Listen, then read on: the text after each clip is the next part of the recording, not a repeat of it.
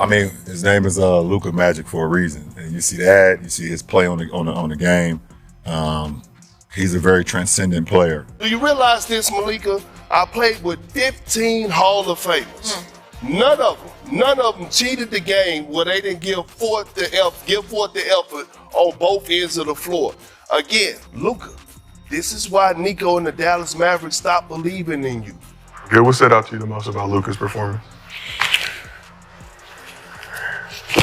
I'm trying to keep the excitement down. It's okay. Luka Dončić has never been a quiet presence in the NBA. From the moment he stepped onto the court, he's been a headline machine. A unique mix of European skill, unshakable confidence, and a basketball IQ that's off the charts. But recently, the conversation around Luka has reached a whole new level. This isn't just about triple-doubles or flashy plays anymore. It's about legacy. It's about a blockbuster trade that stunned the league and echoed through front offices, locker rooms, and sports shows across the country. Now donning purple and gold, Luka Dončić is not only thriving in Los Angeles, he's redefining his story. Each game, each pinpoint pass, each clutch three-pointer feels like a message, and the entire league is watching. Some in awe, some in shock, and some still holding on to the belief that maybe, just maybe, Dallas had a plan all along. Meanwhile, we shift our focus to a rising star who's energizing arenas with his explosive athleticism, infectious energy, and growing maturity, Anthony Edwards. Known for his boldness and fearlessness, behind the charisma lies a student of the game, and he's been closely studying someone he considers essential viewing, Luka Dončić. Watch how they attack it and watch how they try to manipulate themselves, especially Luka. I watch a lot of Luka, seeing how he attacked the double team, even though we play at different paces, but just seeing his strategy to beat the double team, I think that helps me a lot. That wasn't just a casual comment. That was one of the best young guards in the league, a rising superstar, openly saying he studies Luka Dončić like he's watching a masterclass in basketball strategy. And this is coming from someone known for elite athleticism and speed, yet it's Luka, with his slow, surgical, and unpredictable pace, who commands that level of respect. That speaks volumes. What sets Luka apart isn't just the numbers. It's his control, his poise, and the way he picks apart defenses like a surgeon. Anthony Edwards doesn't play like Luka, and that's the beauty of it.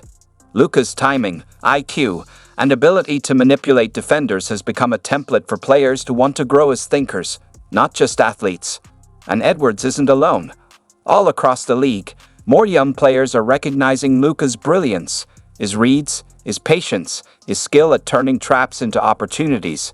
Luka isn't just producing incredible stats. He's influencing how the next generation views and plays the game. That's the mark of someone who's not just a star, but a standard. Even the most explosive young talents are smart enough to study the film. And if you want to feel the emotional weight of it all, just listen to Mark Cuban, the man who once placed the Mavericks' entire future in Luka's hands. In a recent interview, he didn't deflect or try to spin the story. He sounded like someone still trying to make sense of how it all unraveled. It's hard being in that position to go, this guy, you like the guy, you go, this is a skilled guy, but you have to look at a team's needs. And it is, right? Because you develop personal relationships with them. And I love Luka, right? We weren't best buddies, but I would text him all the time and DM him and, try to, I would give him all these motivational quotes, even gave him books to read and stuff to read, and so we had a good relationship, got along great with his dad. I mean, I was just as dumbfounded as everybody else. Let that sink in. Mark Cuban didn't just say it was difficult. He sounded like someone reliving old messages, quotes, and memories from a relationship that ended too soon. This wasn't business as usual. It was personal. You could hear it in his voice, the weight, the sting, the disbelief. This is the same man who once fought relentlessly to keep Dirk Nowitzki in Dallas, the same owner who celebrated every Luka buzzer beater like a kid opening presents on Christmas morning. And now, he's watching from the sidelines as Luka Dončić puts up MVP numbers in Los Angeles. The regret? It's there in every pause, every carefully chosen word. Because when an owner starts talking about sending his former star motivational quotes, deep down he wishes things had gone another way. And he's not alone. On the Gilbert Arenas show, the conversation suddenly shifted. Not to where Luka ranks among today's greats, but to something much bigger. Even die-hard Lakers fans were caught off guard, because the question wasn't just about skill. It was about legacy. Figure out how fast do I put him in my top 5. Yeah. Laker? Top 5 Laker? Right? Is that top 5? All time. A top 5 Laker? Or top 5 player? A top 5 Laker all time? Yeah. Wait a minute. Luka's only been a Laker for a short time, and yet here's Gilbert Arenas, a former All-Star, elite scorer, and true student of the game, already asking if Luka belongs among the most iconic names in franchise history. And he's not saying it for attention or controversy. He's watching the performances, the poise, the leadership, and sincerely wondering, how is this guy already that good? That kind of presence, that kind of influence, doesn't just happen. Luka isn't simply racking up stats. He's building a legacy in real time. And when someone like Gilbert starts talking about top 5 Laker potential, it's because Luka isn't just fitting into the Lakers story, he's rewriting it. Then there's LeBron James. When he speaks, the entire basketball world stops. Because LeBron isn't just a legend, he's the blueprint. So when he takes a moment to reflect on Luka Dončic's journey, it's not just about giving props, it's about understanding. It's recognition from someone who's been there.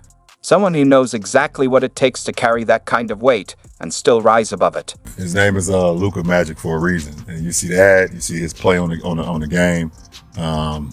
He's a very transcendent player, and if you talk about that moment, you got to think. I can't put myself in his shoes because I've never been traded before, but I can have a sense and be a human being to know you commit to a franchise for 7 years and you feel like, this is the place where I'm gonna be. This is my comfort. Let that sink in.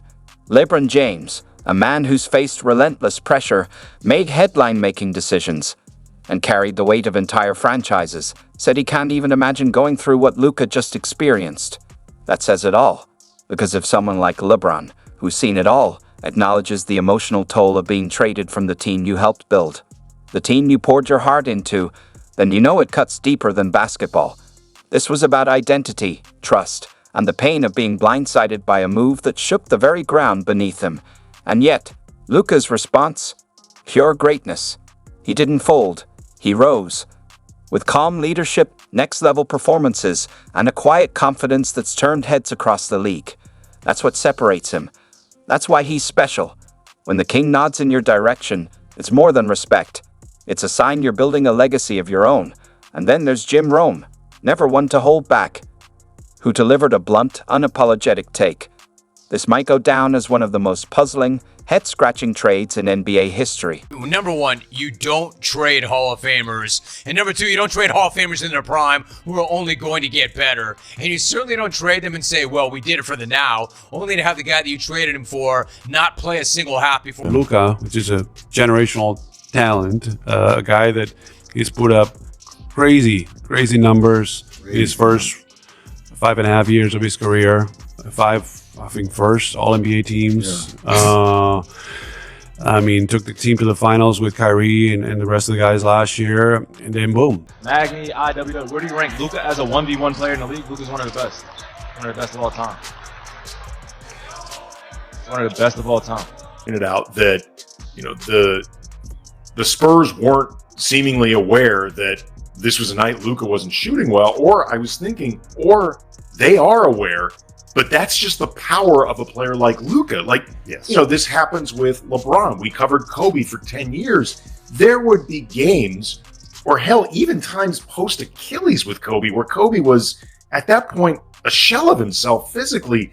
He would still draw doubles. It's muscle memory. If you add the post game, it changes that conversation with L because you put a small guy on L, like he's really walking you to the block. Christmas. Like Shay's bump fade off the block that's more like ISO 2-man game. Like Luka really bury you. Like he'll just walk you down, push shot at 3 feet. You know what I'm saying? Like